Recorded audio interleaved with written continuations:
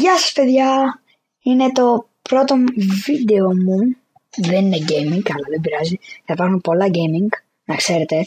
Αυτό είναι το δεύτερο μου κανάλι, αλλά δεν έχει νόημα αυτό που σας λέω τώρα που είναι το δεύτερο μου κανάλι. Ναι, είναι το πρώτο μου βίντεο, να το πω έτσι. Είμαι πολύ χαρούμενος, πιστεύω θα είναι πολύ ωραίο κανάλι. Θα έχει και τα gameplay, μπορεί να έχει και vlog κάθε Παρασκευή, θα έχει σίγουρα. Πιστεύω, θα προσπαθήσω. Για αυτός είναι ο Θανάσης Gamer. Το κανάλι του θα το βρείτε στο description. Να το κάνετε sub. Αυτά. Πιστεύω να σας αρέσει.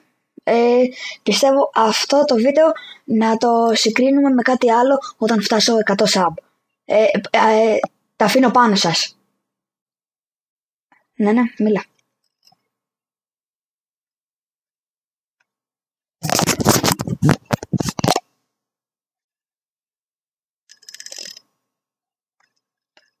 Νομίζω δεν ακούγεσαι.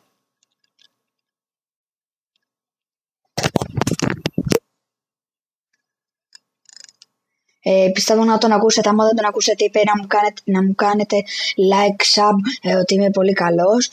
Πιστεύω να τα πάμε πολύ καλά, να μην έχω αρνητικά comment, αλλά δεν με πειράζει. Θα υπάρχουν και haters, αλλά δεν με πειράζει. Έχω μάθει να είμαι παιδί που να τα ξεπερνά όλα. Αυτά από μένα. Γεια σας. Τα λέμε στο επόμενο βίντεο που θα είναι πολύ σύντομα.